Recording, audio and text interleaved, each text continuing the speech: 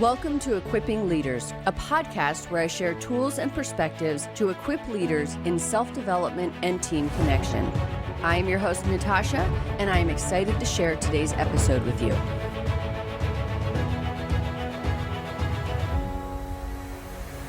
Today's episode is a conversation with Ryan Nickell, an individual who is truly passionate about how introverts are represented and led in the workplace. In fact, his passion for this topic is so prolific that whenever I mention introversion, people throughout my organization ask, "Have you talked to Ryan?"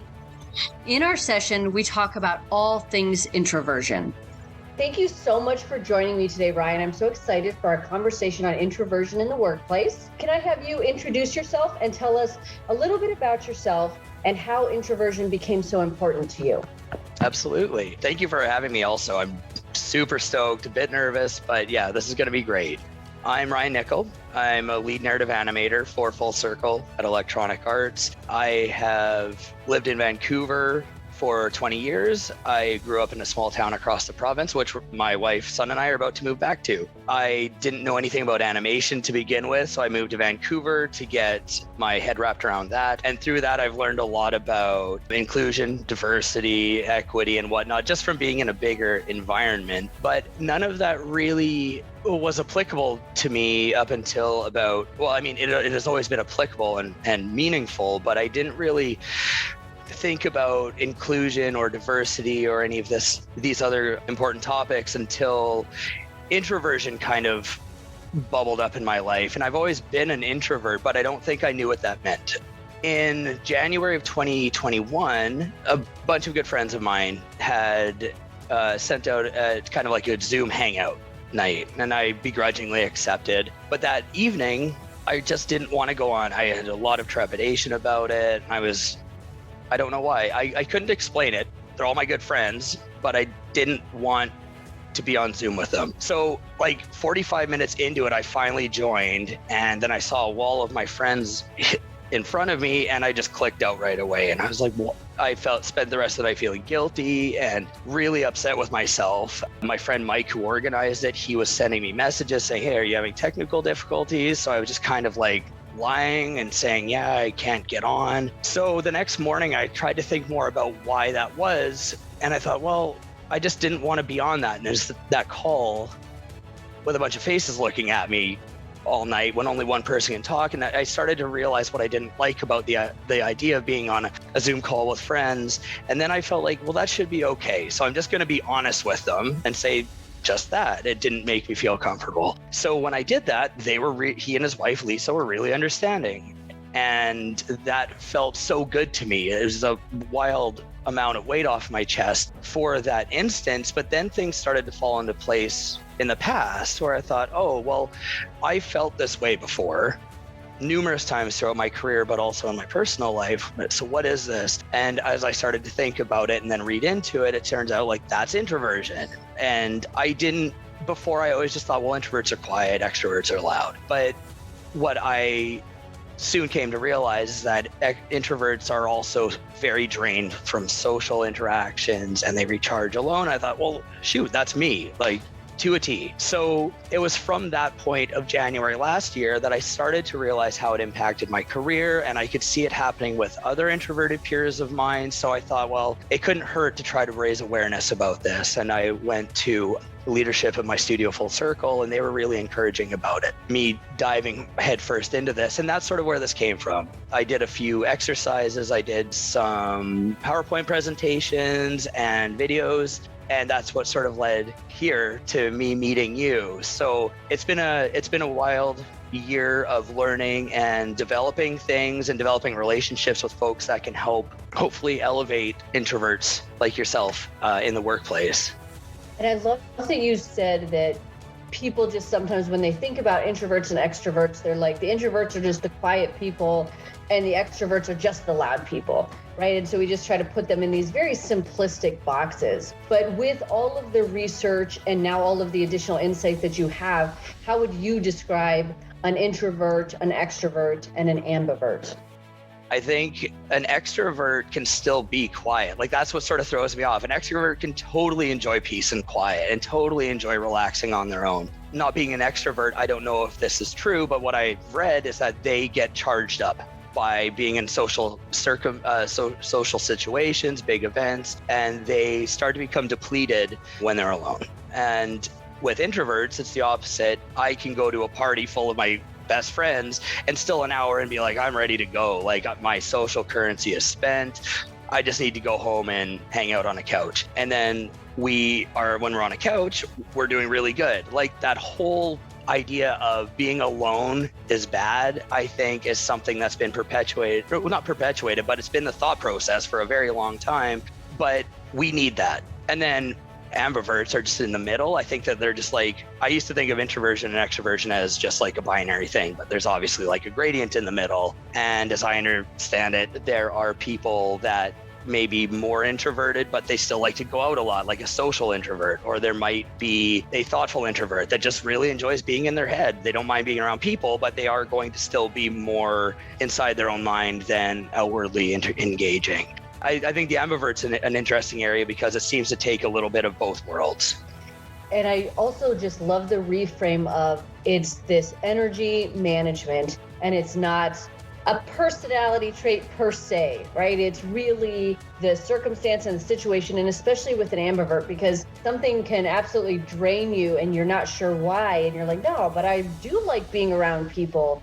But maybe in certain situations when you're like presenting or anything like that, all of a sudden, kind of like to your example earlier, there's all these people staring at you and you're like, I'm not into it. So then it would drain you. And even though people are able to still continue on and work through those things, it doesn't mean that it's easy or that it's comfortable. And totally. I think that's another piece there where people get confused about it. Because I know people always tell me, they're like, oh, but you seem like an extrovert. I masquerade because that is what you need from me. Like that's what totally. You need from me. I think that's a really excellent, masking is a great way to describe it. I just wanted to say, like, it's totally, I think that's what extroverts, and extroverts don't do this maliciously. I just think that our societal standards are extroverted. They're based on extroversion. That's like the value has shifted away from virtue to character. I can't remember how Susan Cain coined it, but we value that extroverted personality or energy management. So we have to mask. We have to match that energy with other people if we want to be competitive. If I want to be a leader, but I'm also just quiet in the corner all the time, I may not look bad for it, but people are just going to go, well, that's not leadership material. So, okay, on goes the mask, and I'm just going to do whatever they need me to do. But the problem with that, and as you use the term energy management, I really like that because it's a survival mechanism. I might go to a coffee shop before work, and then I go there again. I like their coffee and I start going there regularly. But as soon as their cashiers or baristas will take interest in me and start saying like, hey, you're around here a lot. Like, where are you from? What do you do? I'll stop going there. Not because I hate them or because I have any beef with what they're saying. I'm glad that they're talking to me, but I know that I still have to go to work, and then I still have to talk a lot, and I still have to go in meetings. So it's an energy or survival preservation idea, because if I spend too much currency there, I'm going to have less by the time I get to work. Then when you're at work, you're in meetings, and you can wear a mask, but you can only hide the deterioration of your energy and mental state so long. So by the end of the day, as you might look haggard or grumpy, but it's like, I just don't want to talk to people anymore because that finite amount of energy I have is gone. Yes. Carey Newolf, so he does not do research on introversion or extroversion per se, but he does talk about you have these 3 zones of energy in a day. So the green zone, when you're the most engaged and the most energetic, and then yellow is in between, and then red is when you have very little. But one of the things I appreciated about the call out, so he did 2 great call outs. So one, he said, even the most extroverted person only has between 4 and 6 green zone hours in a day, in a 24-hour period.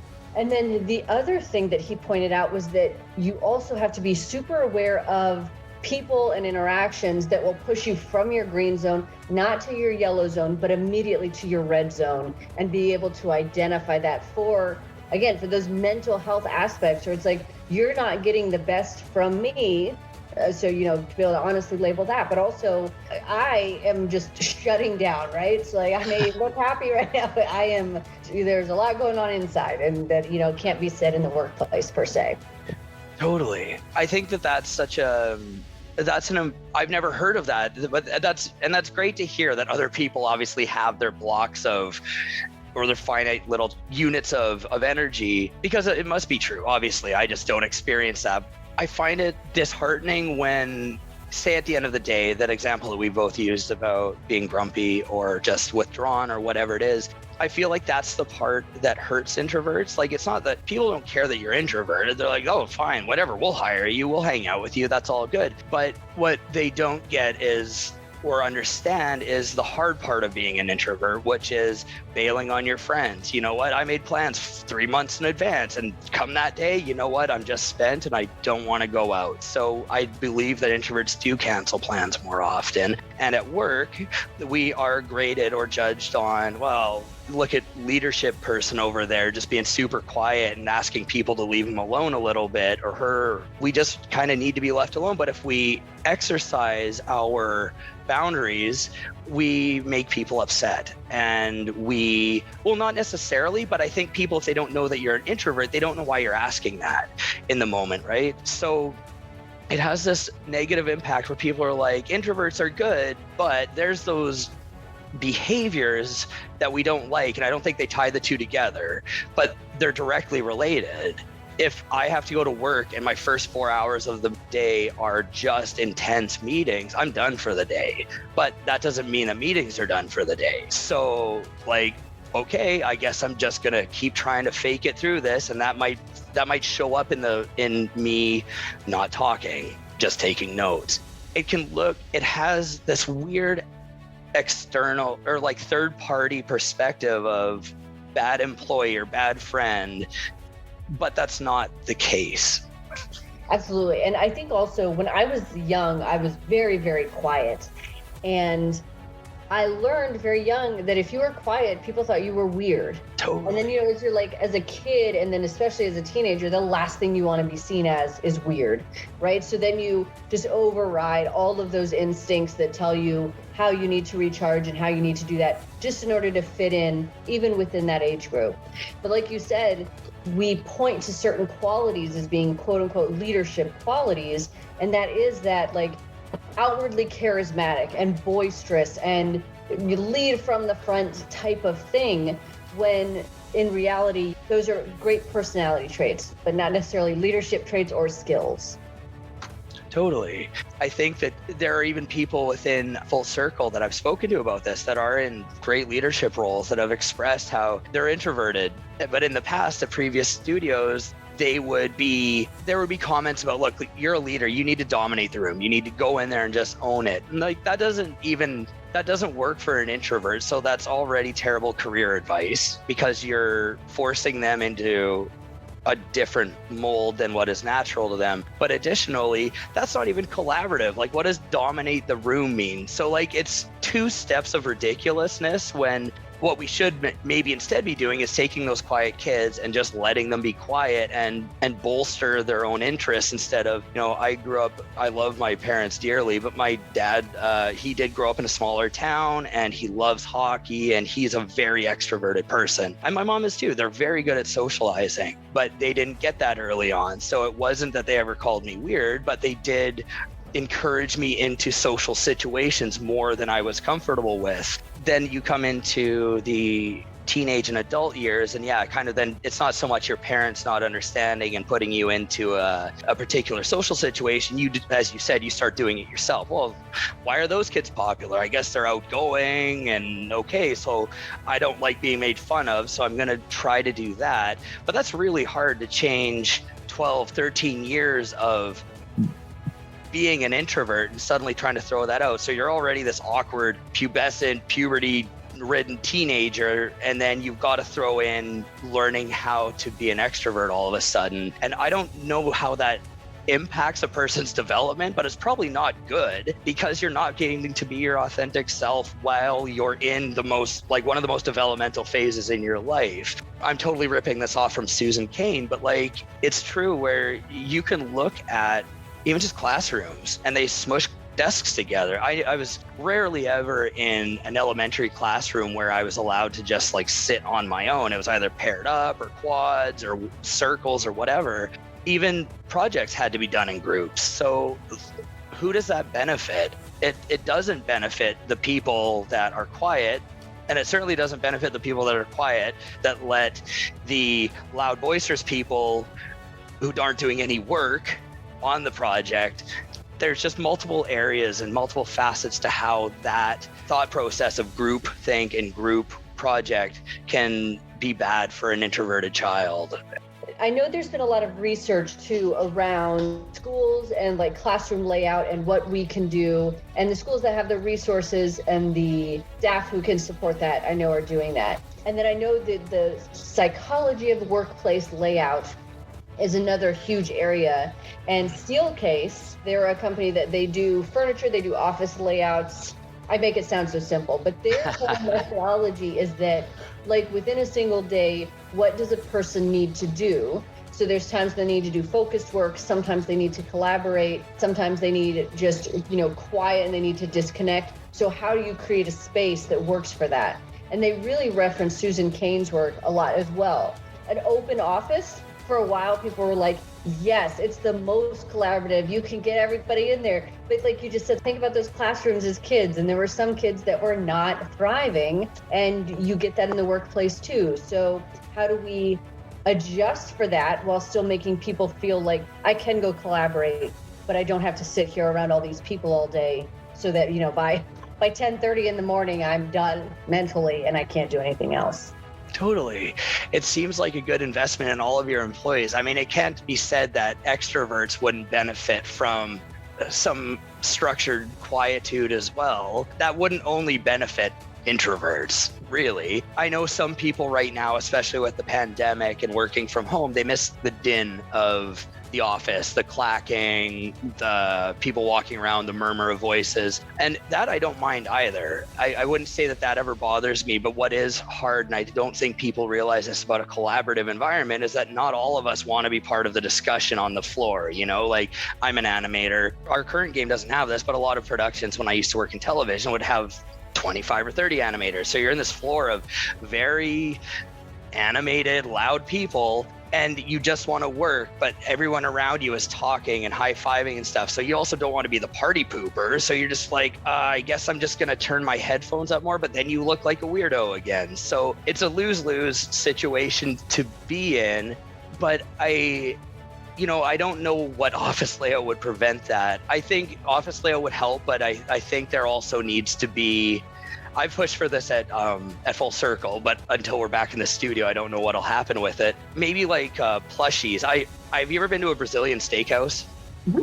They're amazing, and they have those little red and green cards, right? And you're like, okay, I'm still good to go. You have it on green, you're full, you flip it over to red. Something similar like that maybe, where it's like, I'm just gonna have this cool, cute little plushie that's like a smiley face on one side. Like, yes, I am totally good. I'm open to discussing things right now in real time. Flip it inside out, and it's like purple, and it has like a thinky face or something. And it's, you know what, I'm not good right now. Maybe message me and we'll see what we need. Something like that I think would be great, because then you're not having to ignore people and getting mad at people talking behind you, but then you also don't have to be the person that's just like, guys, sorry, like I'm trying to work here.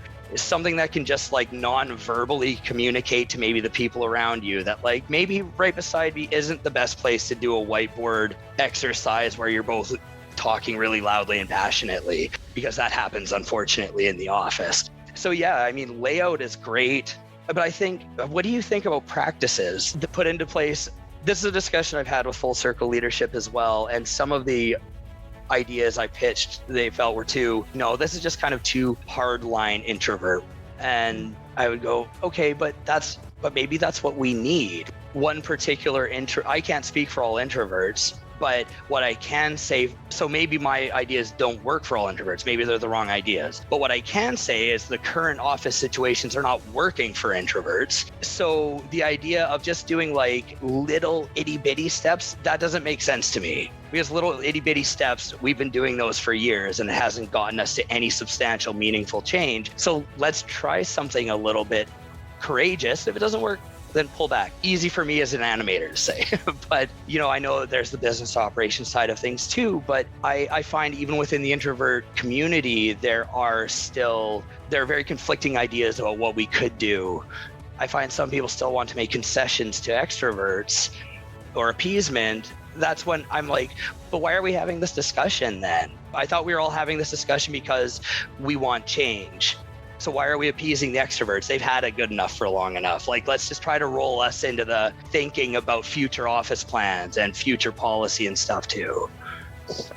And I also am very supportive of not doing just like little steps. The only people who little steps works for are the people who the program's already in place for and work well for. So why does everybody else have to wait? And I think there are a lot of different ways that organizations can bring about awareness.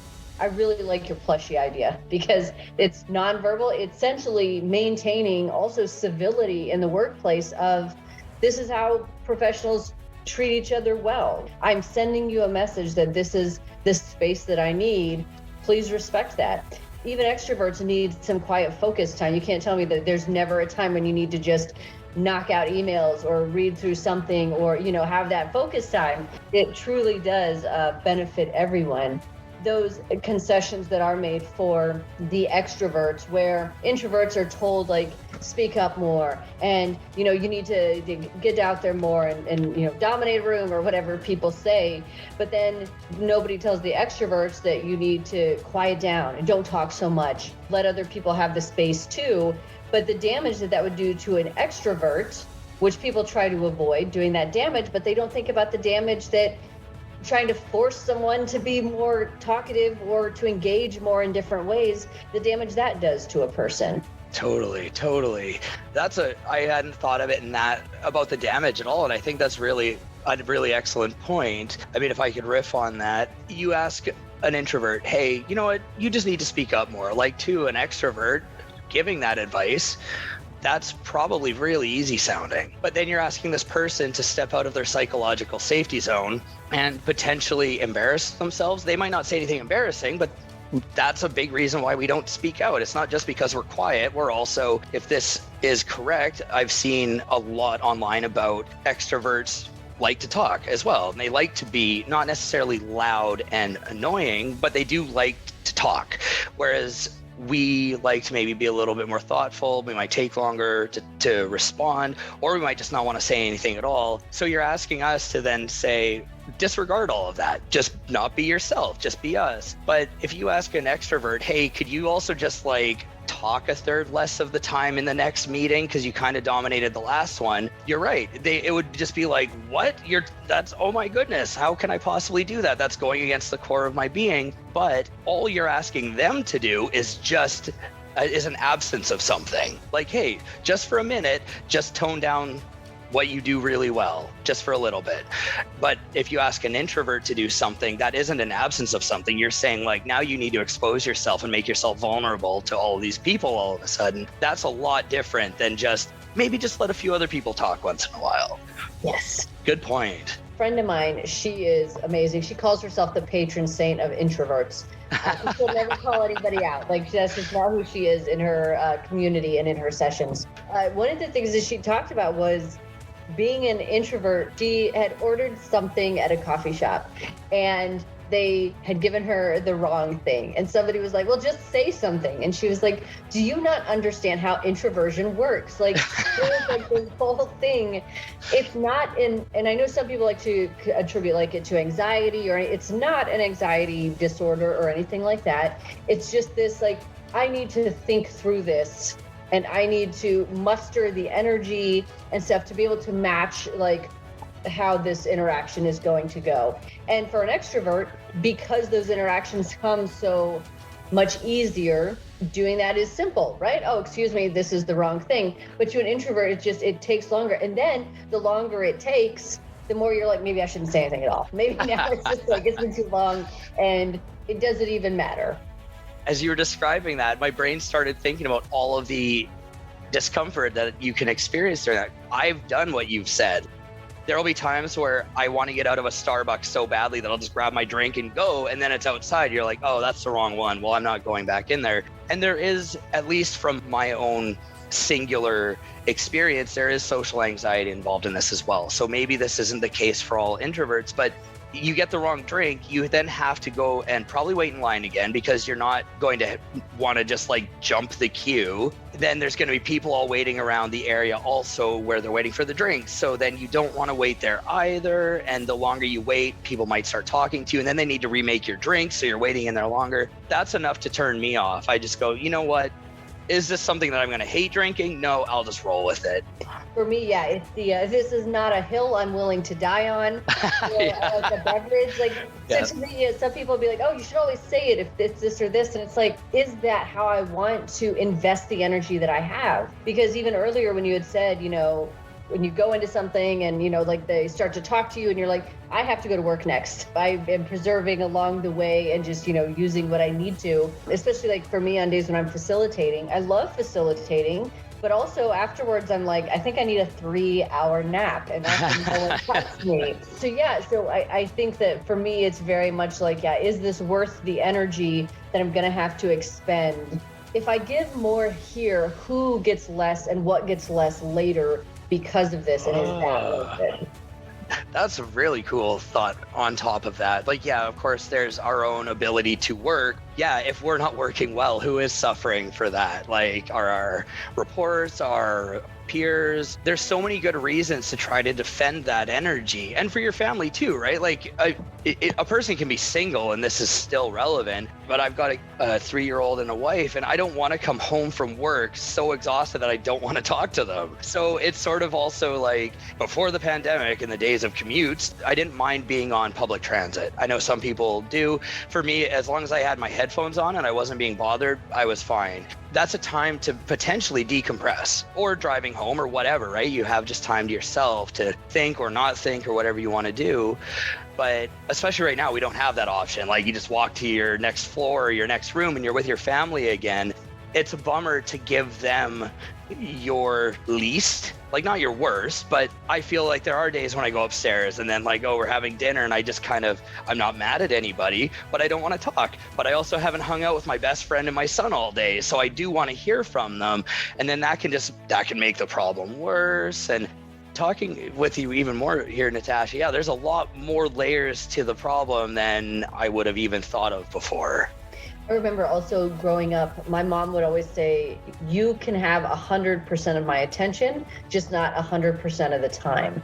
So when I'm with you, I want to give you all of that attention and stuff. And so I think about that too with, even this introversion, where even as I divide out my day and I say, I can do meetings during this time, or I know that a certain person is maybe more draining to my energy. So I'm not doing any, I'll just need focus time after that. People need things from us all the time too. So I just always kind of feel that throughout the day chipping away. And like you said, my family and my friends are very, very important to me, and they deserve just as much as everyone else. So in this space of time, how can I give someone everything that they need from me that's a genuine need, and not just like Bette Midler in the movie Hocus Pocus, where she was just like sucking the soul out of people. There are people like that. So, but how can I not get caught in that cycle? No doubt. Yeah. I don't know if outside of the Zoom call that I described at the beginning with my friends, I don't know if I've ever thought to identify those people. I think this is going to sound very pat on the back for introverts, but I feel like we are very giving in terms of our energy and our attention. We're good at that. That is a strength of ours, but that also comes at the cost of being the person that friends will go to with their problems more. I'm very grateful. I have a lot of coworkers that I don't even work with anymore that still want to talk to me about career progression and whatnot. And that's great. And I wouldn't say that in particular is draining, because that's just like an hour call, an hour one-on-one here and there. And I have people within EA that still talk to me about things as well. And that's really, really amazing. But it's something that I think I do need to be more aware of too, of not being overgiving and setting up more of those boundaries. It's easy to establish the boundaries against things that are obviously draining, like 8 meetings in the row. Like, guys, hold on, I've got to draw a line here. I can only do 6 today. But with friendships and helping people out, there are boundaries that still need to be drawn. So you said that, previous people that you had worked with still reach out. So what advice or insight would you give leaders on how to support the introverts on their team?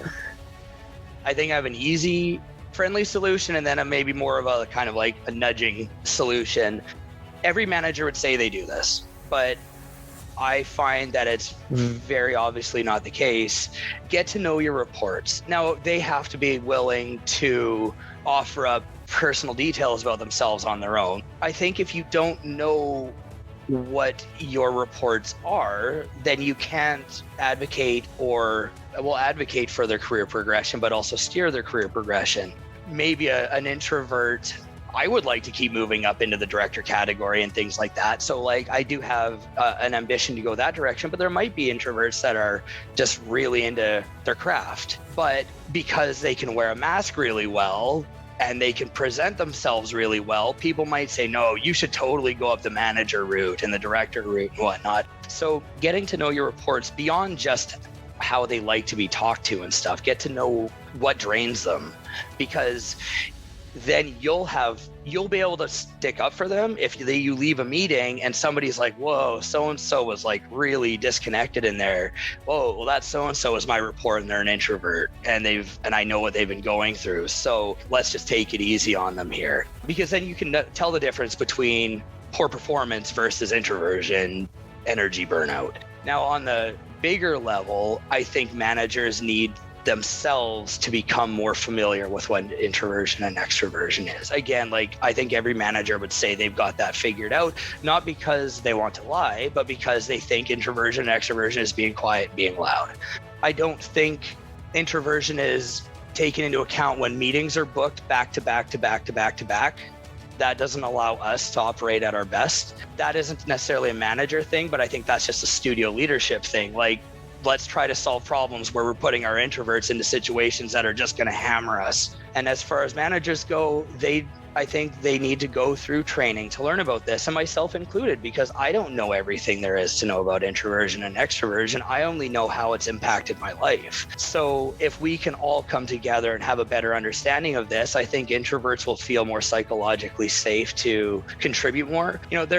I see a lot of documents even going around electronic arts that are let's encourage introverts to participate more. And I'm like, well, hold on. Maybe the best thing for that introvert isn't to participate more or speak up. If we really want what's best for an introvert, my report or otherwise, we should let them do whatever that is. And that might be being more quiet.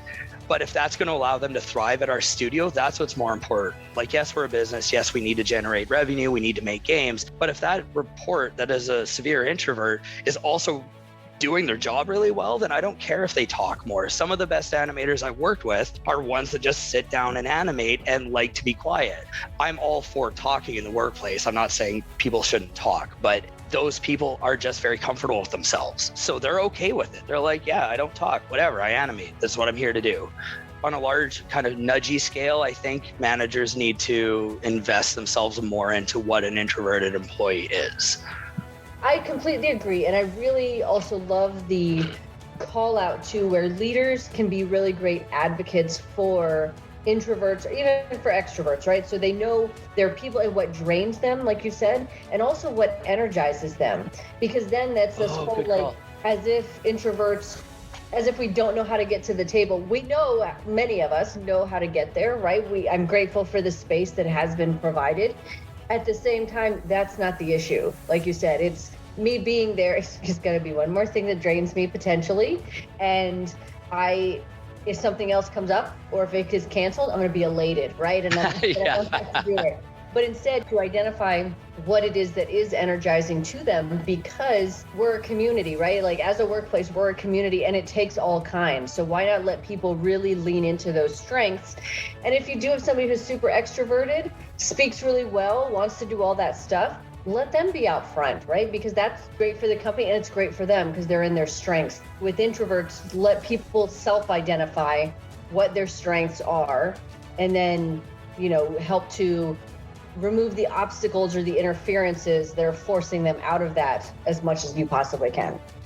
Yeah, totally. This is something I see more broadly outside of introversion, but it applies to introversion because introversion, when compared to, say, like systemic racism and systemic sexism and transphobia and whatnot, it might seem like a smaller thing. In the last year since talking about this, I do sometimes get the reaction, and thankfully it is in the minority of the time, but I get the reaction of like, oh, come on, lighten up. Like, it's not that bad, right? But that's an opinion that is the same from people about systemic racism and like, oh, just get over it, whatever. And that's the part that I don't know how to crack through. I think there are people that are open to learning about this stuff. Even for me as a straight white man, I need to like constantly be chiseling away at those like knee-jerk reactions of like, I'm not one of those. But no, if there's the criticism happening about something in the space that I'm a part of, I want to take that into account. And so it's probably hard for other people too to go like, come on, introversion, another thing I need to worry about. That's ridiculous. But what they don't realize, I think, and I've mentioned this to a few people now where they're like, I haven't thought about introversion as inclusion. But then if you have, say, like really great Black employees that are also introverted, well, they already have the deck stacked against them in terms of career progression and all sorts of things in the workplace. So then you add introversion on top of it, and they can become almost unseen in the environment because they're Black, introverted, etc. It's a layer that makes things already more difficult for underrepresented employees at our company or others. So I think it's important to try to steer that conversation away from just get over it, but I don't know how to do that. Like, I don't know how to make it matter to people. I don't have an answer either. Let me start saying that. I think that some of the conversations that I have been trying to have now are that because people can be so triggered by you say something and they're like, I'm not racist, I'm not sexist, I'm not those things. Totally. And then they just like double down on their efforts to prove to you that they're not whatever it is. Those things still need to be discussed 100%. Yes, I'm all about it. At the same time, I have really been looking to frame things as a civility in the workplace issue, right? It's our responsibility as adults to be civil to one another. And how do we do that? We create an environment that's safe and that's welcoming, but also where people can be celebrated and cherished for who they are, because that's where how the workplace has evolved over the last 20 or so years. And so how do we actually do that? So in the space of that, any comment that is against how a person shows up or how a person identifies is uncivil, right? That's not civility in the workplace. So I have found also that sometimes with that, when I can encourage or empower someone to look at it through that lens, they don't feel as there's still some triggering. People can be triggering. Also, though, it is then no longer an issue of sexism. It's an issue of, do I know how to be a civil professional in the workplace? Yes, I do. Okay, good. Then we don't do that, right? We don't make that person feel like they have to be any different from how they are, right? They were hired because they had all the requisite skills and all of that. That they belong here. So we need to make sure that people do feel like they belong. And I think that we do that through civility. I'm going to work on making that a pillar of like always an anchor that I can touch back on to see like, okay, this conversation isn't going the way I thought it would. So I'm just going to try to reframe it. That seems also just like less attacky. I know some people might have all of the right intentions, but as soon as you say one of those triggering words, they feel attacked. And it's like I'm not trying to attack you. I'm trying to actually talk more about the general atmosphere that we're in. You just happen to be a part of it. So it's not you necessarily, but you are helping contribute to the overall atmosphere of the studio, the civility of the studio. Yeah, that's great. Thank you. And like I said, those things do still need to be talked about. This isn't going to go away for you, and it's only going to get worse for you. So we find a way to work through that. So with the civility piece, it also gets rid of, or it doesn't get rid of, it helps to minimize or mitigate the impact of like cancel culture, because then it's also like, how do we help each other understand, as well as not putting the burden of making people understand your culture on minority groups. I feel like there can be a good balance there, especially in the workplace. Oh, that's cool. Yeah, obviously cancel culture is a thing right now, and it happens as much as one side of, I don't want to bring politics into this, but as far as like societal balance goes, right and left, both accuse the other side of doing it, but they're both doing it. They're both canceling everybody that they can. That probably does come up from people, sometimes overtly bad things to say, but sometimes it's also just like, oh man, that person's just kind of ignorant in this one area and they just misspoke. But now because they didn't know, there's this firestorm on them. So to frame something around civility, then maybe there's more opportunity to get to that point of non-cancel culture before cancel culture just has to happen. Like, some people just need to know stuff so that they don't go out and say bad things. I remember not too long ago, I was having a conversation with someone and I said, I just made the comment that I'm very privileged. And they were triggered by that. I was talking about myself, but they're like, no, you've worked for this, this, and this. And I'm like, I didn't say I wasn't prepared, and I didn't say I didn't work hard. So it was interesting to have a back and forth conversation and to be like, privilege doesn't mean like a lack of work, just means that some things are available to me by virtue of how I look and maybe my educational background. And because of those things, I was better set up. There's no equity there, right? Like I have more quote unquote value in certain areas because of things that may or may not be within my control. Right on. That wraps into this too, in that people don't know what introverts are.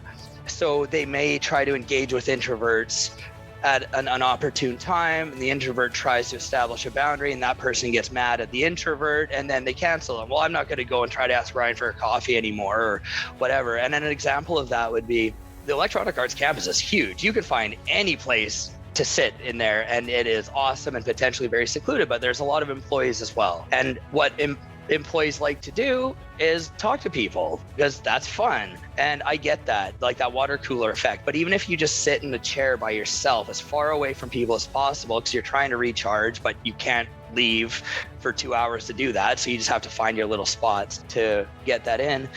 People might see you and go, oh, well, Ryan looks lonely. So if I was lonely, I would want somebody to talk to me, so I'm going to go and talk to them. They don't know that I need to recharge. So they're unfortunately coming and talk to me when I don't want or need that. And then I'm like, what do I do? Do I just start talking with this person and just like throw away my needs?